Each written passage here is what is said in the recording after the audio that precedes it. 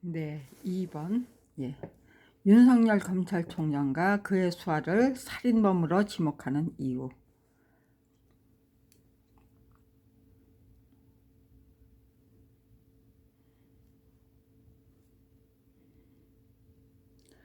예.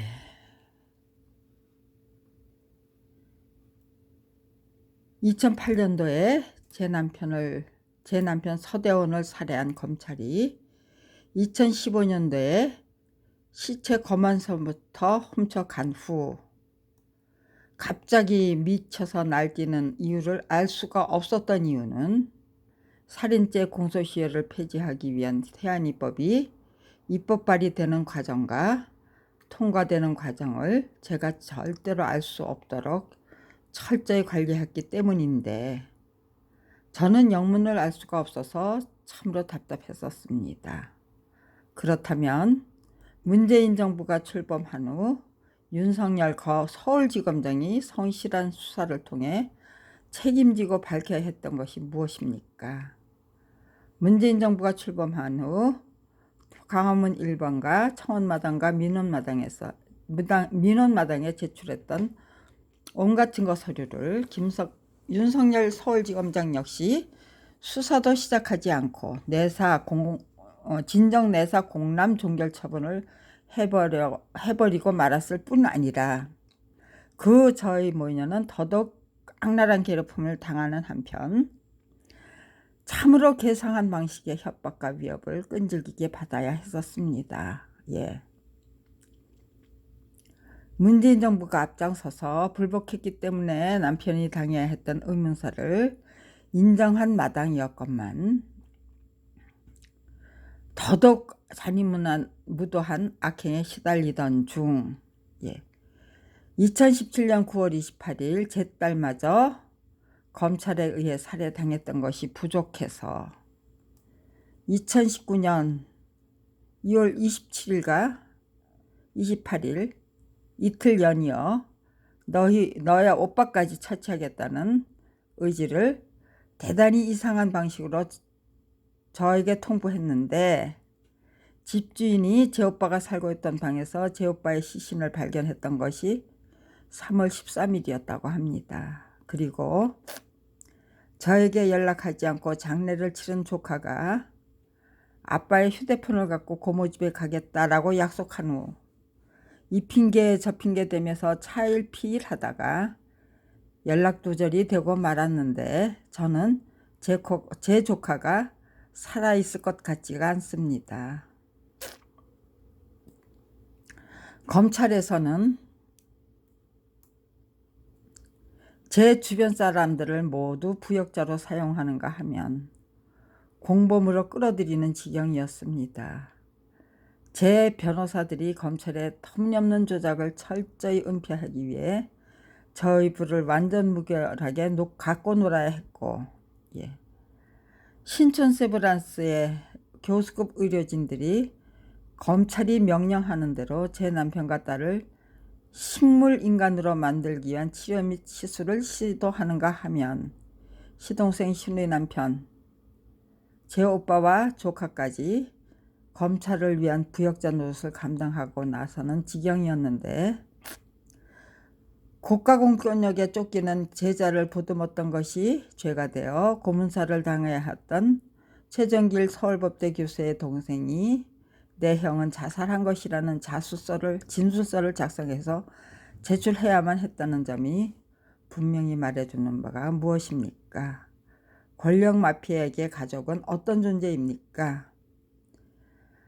동서고금의 역사가 분명히 말해주는 가족의 역할이 참으로 뚜렷했기 때문에 저는 제 가족을 더 이상 악용할 수 없도록 연락두절 상태를 만들어야 했었습니다. 그런데 2017년 9월 28일 제 딸을 살해한 자들은 제가 장례 절차를 단호하게 거부하고 나서자 제 오빠와 저를 연결해야만 했던 것 같습니다.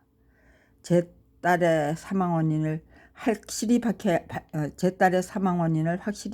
할 경찰이 제 딸의 시신이 5일이나 계속해서 따뜻해야만 했던 이유를 철저히 은폐하기 위해 안간힘을 쓰다가 제 오빠의 전화번호가 적힌 메모지를 주면서 했던 말이 건강 상태가 좋지 않기 때문에 지금 당장 전화하지 않으면 목소리조차 들을 수 없을 것이었는데, 담당 형사는 저에게 그런 소리 한 일이 없다고 합니다.